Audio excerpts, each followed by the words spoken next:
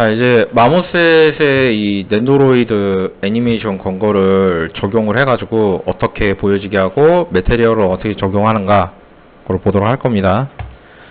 자, 그래서 이제 뭐 맥스나 뭐 믹사모를 이용해가지고 저런 식으로 스킨을 다 작업을 완료했으면 이제 마모셋에 해당 오브젝트를 불러와서 적용하고 라이트를 적용하고 그리고 애니메이션 나오게 하고 그리고 영상으로 찍을 수 있어요. 거기까지 보도록 할게요.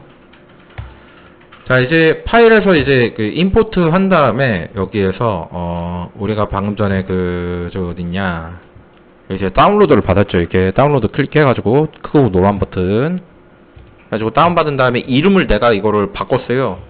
앞에다가는 모델링 이름, 뒤에다가는 저 어딨냐 여기 밑에 보시면 이 플레이를 하면은 굉장히 빨리 지금 돌아오고 있는 이걸 뭐라고 그러냐면 이 숫자판 있지? 이거를 뭐라고 그러냐면 프레임이라고 합니다.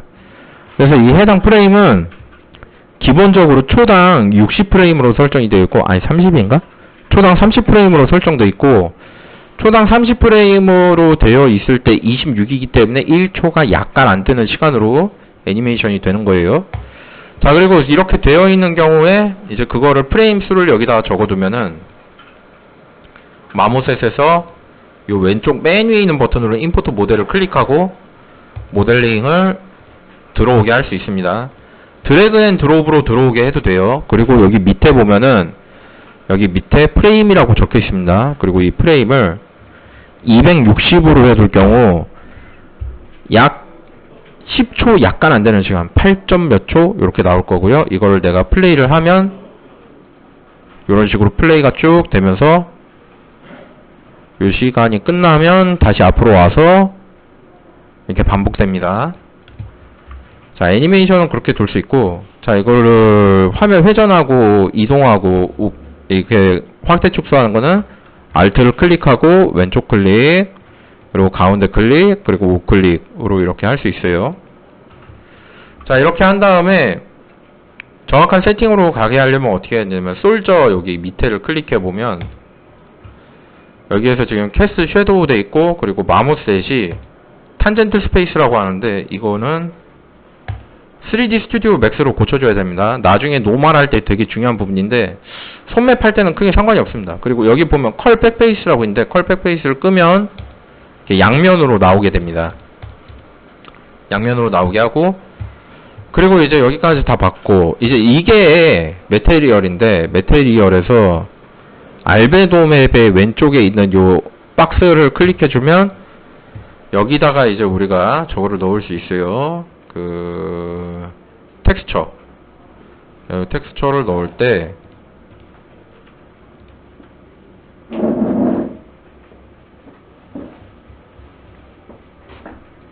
이쪽에서 솔저 PSD 열기 이렇게 들어오거든. 근데 마모셋이 어떤 엔진이냐면 PBR을 지원하는 엔진이에요. 그러니까 피지컬 베이스드 렌더 해가지고 PBR이라고 하거든. 물리 기반 렌더. 근데 물리 기반 렌더다 보니까 실제로 환경을 반사합니다.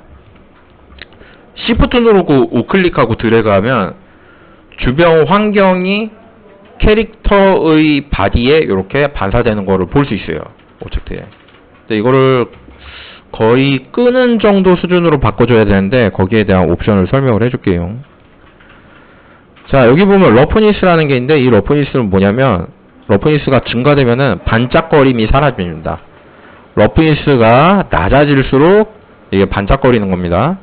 그래서 러프니스를 크게 증가시켜서 0.8에서 1 정도가 되도록 바꿔주면은 반사가 아예 안 됩니다. 그리고 메탈이라고 하는 수치는 이게 금속일 경우에는 이런 식으로 해서 금속처럼 보여지게 할 수 있거든. 그렇기 때문에 메탈은 어때요? 메탈은 없어야 되고 러프니스는 어때요? 러프니스는 높아야 된다. 이렇게 해주면 이런 식으로 들어오게 된다. 깔끔하죠. 자, 그럼 이렇게 된 상태에서 그 다음에는 뭘 할 거냐면 얘가 실제로 캐릭터가 마치 여기 있는 것처럼 보여지게 하려면 그림자를 생성해야 되거든. 그래서 그림자가 생성될 공간을 마련하기 위해서 뉴 섀도우 캡처라는 거를 클릭해서 바닥에 깔아줍니다. 이거는 자동으로 캐릭터의 발 높이에 맞춰가지고 발 바닥에 깔리게 됩니다. 그리고 대각선 위쪽에서 보고 있는 상태로 이쪽에 두 번째 탭인 뉴 라이트를 클릭해서 카메라 라이트를 하나 설치해주면 이런 식으로 그림자가 들어가야 돼요.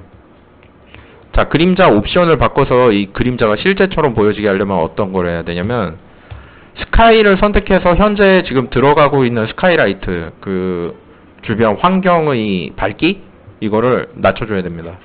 전체적으로. 그래가지고 0.5 정도 낮춰주면은 뭐 무난하게 그렇게 볼 수 있겠고요. 그림자가 더 진해지게 하는 효과가 있어요. 그리고 라이트를 선택해서 라이트의 쉐입을 증가시켜서 라이트가 지금 여기 생성하고 있는 이 그림자가 너무 각지지 않도록 이런 식으로 바꿔주면 좋습니다. 자, 그럼 요렇게 됐지. 그럼 요렇게 돼 있는 상태에서 디스턴스는 뭐 하는 거냐면은 카메라와 물체까지의 거리예요. 카메라와 물체까지, 카메라래. 라이트와 물체까지의 거리인데, 라이트와 물체까지의 거리가 라이트가 물체에 닿지 않으면 당연히 그림자도 안 생깁니다. 그래서 디스턴스를 증가시켜서 여기 끝까지 이렇게 나오도록 이렇게 해주고, 어튜니먼트 커브라는 거는 뭐 하는 거냐면은 여기 끝에서부터 이 맨 끝까지 도달하는 것이 곡선값으로 이거를 높여주게 될 경우에 처음부터 끝까지 아주 강렬하게 나오는 거고, 이걸 낮춰줬을 경우에 이걸 낮춰줬을 때 처음부터 끝까지 강렬하게, 높여줬을 때 아주 가까이에 있는 애들만 매우 밝게 그렇게 표현이 되는 거예요. 중간값이 낮겠죠, 이거는. 그리고 브라이트는 말 그대로 밝기입니다. 그래가지고 밝기를 높여주면은 이런 식으로 밝기를 높여서 볼 수 있어요. 그리고 이제 메인 라이트를 깔았으면 그 다음에 해줄 거는 뭐냐면 뒤쪽으로 살짝 돌려서 카메라가 보고 있는 반약에 약 45도, 90도 정도로 돌려줘서 이쪽에서 라이트를 하나 더 설치해주고, 이 라이트는 디렉셔널 라이트로 속성을 바꿔줍니다. 디렉셔널 라이트는 뭐 하는 거냐? 디렉셔널 라이트는 그 태양광이나 아니면 되게 먼 거리에서 굉장히 밝게 빛나는 거를 표현해 줄 때 써요. 그러니까 저녁 광원이라고 해가지고 이게 다 들어갑니다, 이건. 스포트라이트는 얘가 스포트라이트인데 처음 설치했던 거, 라이트를 그냥 누르면 스포트라이트가 들어가요. 스포트라이트는 뭐 하는 거냐면 여기 스포트 따로 옵션이 있고, 이 스포트 앵글을 줄여주게 될 경우 여기만 빛이 들어가게 됩니다, 이런 식으로. 근데 스포트라이트 많이 들어봤지? 그 경기장이나 아니면 무대에서 쓰는 조명광원이에요. 자, 이렇게 디렉셔널 라이트는 자연광원으로 표현할 때 굉장히 괜찮은 건데, 이거는 색깔을 좀 넣어서 이런 식으로 밝기를 매우 밝게 해줘서 이런 식으로 해주면 이런 효과를 줄 수 있다. 역광 효과.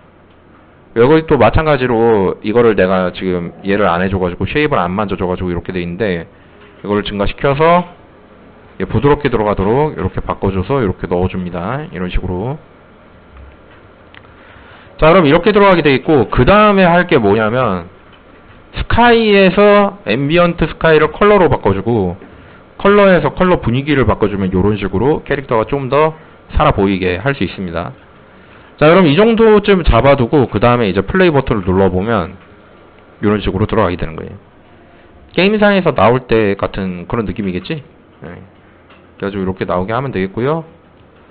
이렇게 나오는 캐릭터를 이거를 이제 그 영상으로 밖으로 빼내려면은 캡처해서 비디오를 클릭해주면 비디오로 바꾸는데 어느 정도가 듭니다라고 이렇게 나옵니다. 근데 일단 비디오보다는 우리가 뭘 할 거냐면 캡처해서 이미지를 클릭해서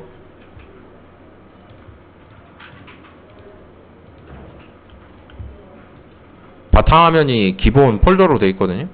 그래서 이렇게 나오는 거를 확인할 겁니다. 이렇게 잘 나왔죠?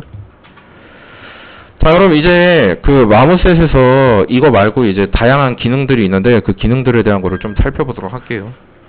자, 렌더에 들어가서 보면은 렌더에 에나벨 GI라고 글로벌 일루미네이션이라는 게 있어요. 라이팅 쪽에. 이건 뭐 하는 거냐면은 글로벌 일루미네이션을 활성화했을 경우 마치 실제처럼 주변 환경에 대한 깊이감과 어두움, 그리고 이 오브젝트가 서로 간에 난반사를 일으켜가지고 이쪽이 빨간색이 오게 될 경우에는 이게 이해가 잘 안 될 건데, 자, 이렇게 캐릭터를 하나 더 만들고 플레이를 해보면 이렇게 서로 걸어 다니잖아요. 근데 내가 여기다가 메테리얼을 레드 메테리얼을 하나 만들고 그리고 이 메테리얼을 이 캐릭터에 넣어주면은 여기가 이렇게 레드로 나오게 됩니다. 이게 실시간 반사가 된다는 얘기거든. 내가 이쪽에다가 빨간색을 칠한 적이 없잖아요. 그죠? 그래서 여기 요렇게 나오게 되는 거를 글로벌 일루미네이션 효과라고 해요. 자, 그럼 이거를 켜주게 되면은 당연히 컴퓨터가 느려지게 될 거고 렌더 속도도 늦어지게 됩니다. 그러니까 이걸 언제 한다? 작업이 다 끝난 이후에 한다. 여기에서 딱히 옵션 같은 거는 뭐 밝기 그리고 뭐 그 주변 환경이 반사가 되는 그 해상도 그리고 세컨드 바운스라고 해가지고 이거는 주변에 있는 걸 실제로 반사하게 되는 건데 이거가 체크가 돼 있으면은 뭐라고 그래야 되지? 속도는 느려지는데 렌더 결과물은 더 실제와 비슷하게 나오지. 네.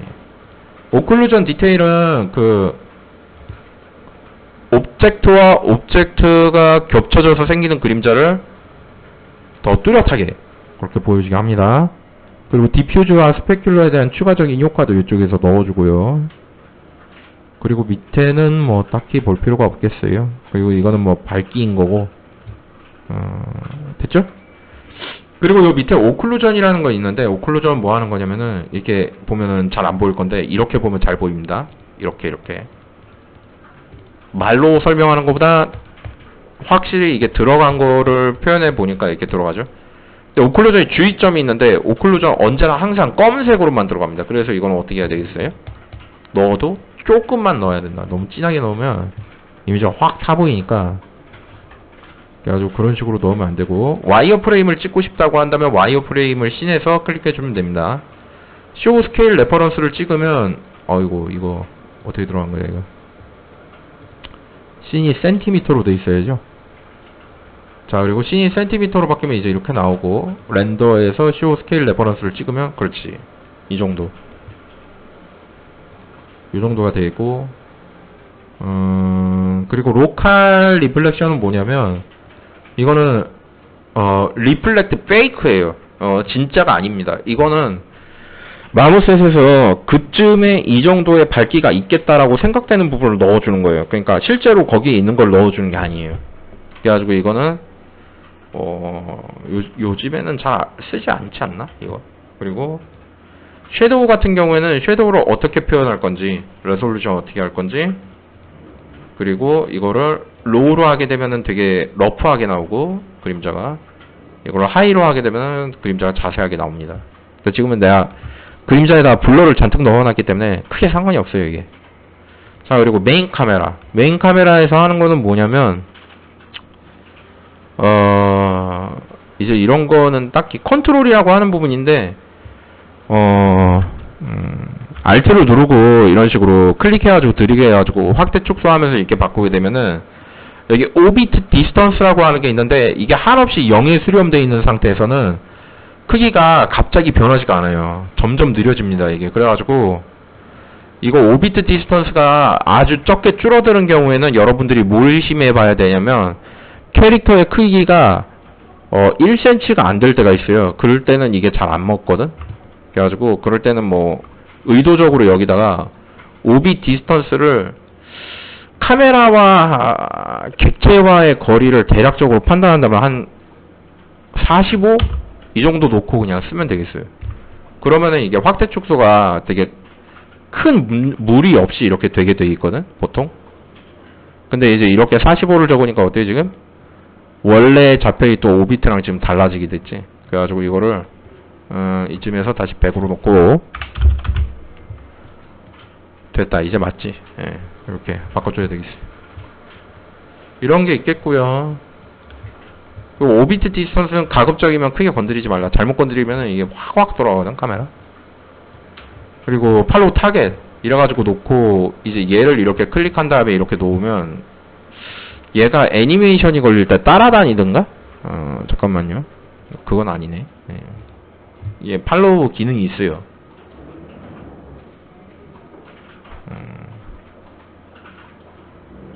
Continue point camera to the current target object if present. 뭐 그런 게 있겠고. 리미트라는 게 있는데 이 리미트는 언제 거냐면 리미팅 뷰포트라고 해가지고 지금 빵으로 되어 있기 때문에 지금 들어가 있지가 않습니다. 근데 이거 언제 거는 거냐면, 이를테면 내가 이쪽에다 고정시켜두고 이거를 이쪽으로 못 돌아가게 하겠다. 왜냐면 난 여기만 만들었으니까. 그렇게 하려고 한다면 이걸 걸어주면 돼요. 핀치와 야후, 이거 야후라고 하나? 뭐라고 하는 거야? 그래가지고 여기에서 리미트를 설정을 해주면, 락을 걸어두면 안 돌아갑니다, 이게. 근데 그거는 이제 우리가 나중에 이제 그 아트 스테이션 같은 데다가 캐릭터를 실제로 옮겨 넣을 때 그때 사용하는 기능이기 때문에 이거는 나중에 설명하도록 할게요. 지금 쓸 일이 거의 없어. 필드 오브 뷰라는 게 있는데, 이거는 뭐 하는 거냐면은 22.5로 해두면 이런 식으로 소실점이 빠져 보입니다. 거꾸로 이걸 90으로 해두면 소실점이 매우 커 보입니다. 이렇게. 이제 소실점이 뭔지 알겠지? 응? 그리고 이렇게 걸어 다니게 해두면 이렇게 된다.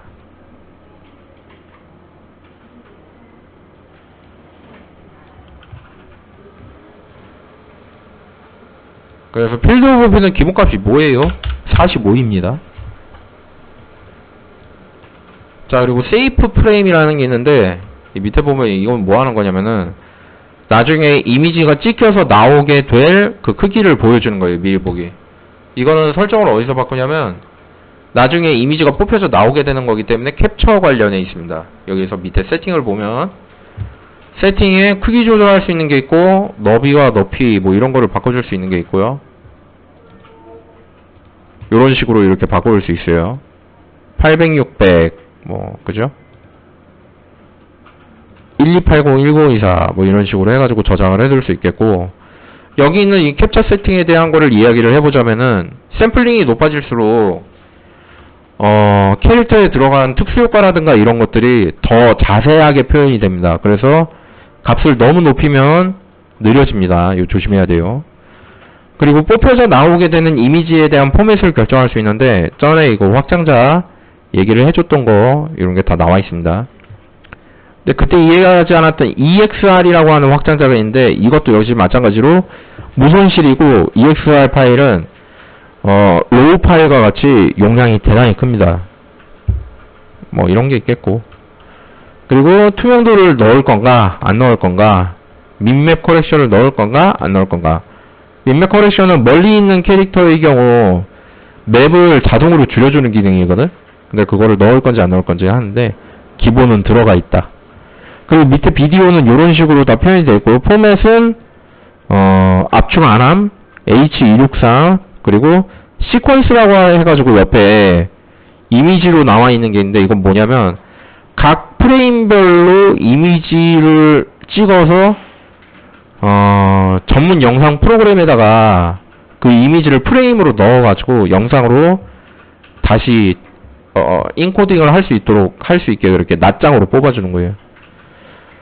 우리는 뭘로 뽑냐면 H264 이걸로 그냥 갑니다. 기본. 그래가지고 여기도 역시 마찬가지로 해상도 조절할 수 있고, 그리고 끝이에요. 그리고 오케이. 그리고 이제 밑에 보면은 세이브 프레임은 이제 그거였고, 포커스는 뭐냐면 뎁스 오브 필드를 키면 이런 식으로 이미지가 뿌얘집니다. 마우스 가운데 버튼으로 내가 초점을 맞추고자 하는 부분을 클릭하면 이런 식으로 초점 맞은 부분만 뚜렷해지고 나머지는 뿌얘는 상태로 남아있어요. 이 상태에서 어떤 식으로 조절하냐면, 포커스 디스턴스가 초점 거리입니다. 그래가지고 내가 여기를 뚜렷하게 하겠다, 아니면 저 뒤쪽을 뚜렷하게 하겠다, 이걸 결정해 주는 거예요. 이걸 뭘로 한다고 그랬죠? 마우스 가운데 버튼으로 클릭하면 저 포컬 디스턴스가 바뀝니다. 이런 식으로. 알겠죠? 그리고 이제 니어 블러, 파 블러가 있는데, 니어 블러는 가까이 있는 거 블러. 그죠? 이쯤을 찍으면 이제 니어 블러가 들어가는지 안 들어가는지 확인할 수 있어요. 이렇게. 니어 블러는 거의 없는 게 맞겠고, 파 블러는 멀리 있는 거, 그죠? 멀리 있는 것도 조금만 넣겠다. 한 이 정도 넣으면 되겠고요. 그리고 맥스 보켓 사이즈는 뭐냐면 그 두 니어 블러와 파 블러의 격차 크기. 보통은 중간에 1.5로 놓는 게 맞지 않겠나 싶거든? 1.5 맞지? 네. 1인가? 1은 너무 작아. 1.25. 네. 1.25, 1.5 뭐 이런 식으로 두면 되겠네요. 자, 그래가지고 요 밑에 있는 건 나도 모릅니다. 이게 뭔지. 그리고 어파추어라고 하는 게 있는데, 이거는 우리가 포커스 잡을 때 렌즈 주변에 그 블레이드라고 해가지고 이렇게 꺾여져 있는 그런 게 있어요. 그걸 어디서 볼 수 있냐면,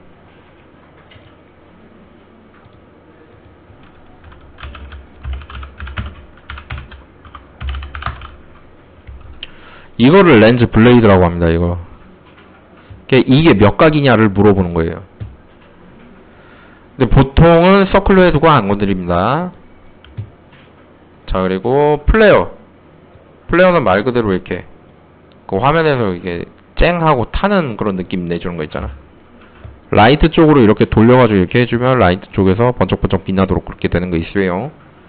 근데 그거를 보통은 쓰지 않습니다. 이거 플레어는 거의 안 쓰고, 디스토션은 좀 쓰는데, 디스토션에는 뭐가 들어가냐면 크로마틱 에버레이션이라고 해가지고 이런 식으로 상이 블루 채널과 레드 채널로 구분되어져 가지고 따로 떨어져 나가도록 분리해 주는 걸 의미해요. 그럼 이거는 효과가 뭐 언제 쓰는 겁니까? 라고 하면은 해당 이미지가 마치 실제 카메라로 찍은 것처럼 의도를 해야 될 때는 요거를 쓰게 돼요. 광학 렌즈라고 하는 것은 빛을 받아가지고 이미지를 표현하는 거다 보니까 이런 식으로 이미지 상이 약간씩 벌어지게 되어 있습니다. 그래서 이걸 살짝 넣어주면 마치 실제 카메라로 찍은 것과 같은 효과를 보여줘요. 자, 그래서 이렇게 쓰기로 되어 있고, 그 아래쪽은 포스트 이펙트라고 해가지고 이거는 뭐 하는 거냐면은 프리셋이 있습니다. 그래가지고 이 프리셋들을 보면서 설정이 어떻게 되어 있는지 보면은 잘 알 수 있어요. 이 누아르, 이 흑백 필름, 이러면 이제 2차 세계대전 캐릭터 되는 거 있지? 자, 그래가지고 뭐 그런 식으로 이렇게 프리셋이 쭉 있는데 하나씩 눌러보면서 이렇게 처리를 해주면 됩니다. 옛날 사진, 70년대 사진 뭐 이런 거 있어요. 나는 요 비비드 되게 좋아하거든. 그래가지고 이렇게 하는데, 여기에서 이제 커브를 또 들어가면 커브에서도 역시 마찬가지로 요 커브에서도 이렇게 한 번 더 특수 효과를 줄 수 있습니다.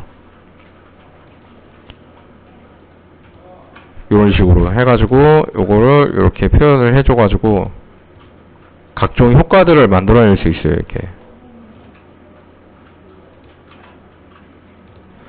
쿨에서 레드, 그린, 블루,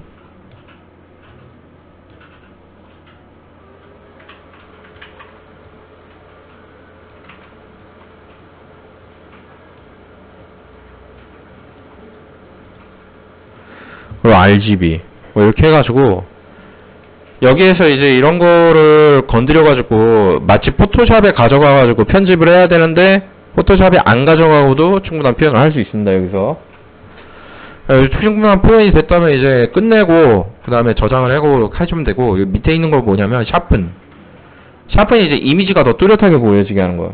훨씬 뚜렷하게 보이죠? 이렇게 뚜렷하게 보이고, 그 밑에 있는 거 블룸이라고 해서 블룸이 아주 크게 되면은 샤방샤방 효과가 들어가요. 안개 속에 막 들어간 것처럼 막 꽃밭 뭐 이런 거 표현할 때 저런 거 들어가요. 비즈니트는 뭐 하는 거냐면 주변을 이렇게 감싸줍니다. 그래가지고 카메라가 무슨 뭐 특정한 뭘 써야 될 때 그럴 때 이제 쓰는 거죠. 그 뭐라 그러지 이거? 조의 효과 이거 넣어주는 거고, 그레이는 말 그대로 이런 식으로 주변에 러프한 느낌을 넣어줘요, 사진에. 그래가지고 이미지가 마치 그 뭐라 그래야 되지? 옛날 사진 느낌 나도록 하는 그런 거를 넣어주는 거예요. 그레인도 사진을 찍었다고 한다면 조금 들어갑니다. 이 프리셋을 디폴트로 해두고 커브를 블리치로 한 다음에 나는 한 요정도에서 마무리를 잘 걸거든. 레드랑 그린은 조금 빼고요.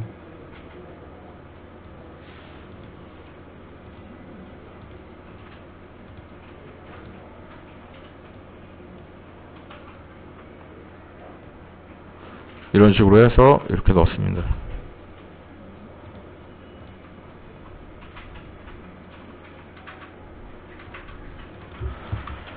해서 이 정도 해주고 여기에서 이렇게 해가지고 이게 찍어주면 되겠지.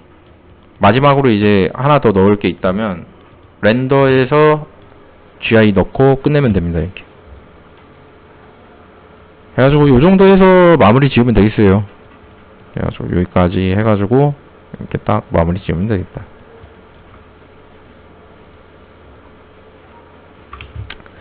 자, 여기까지 하도록 하겠습니다.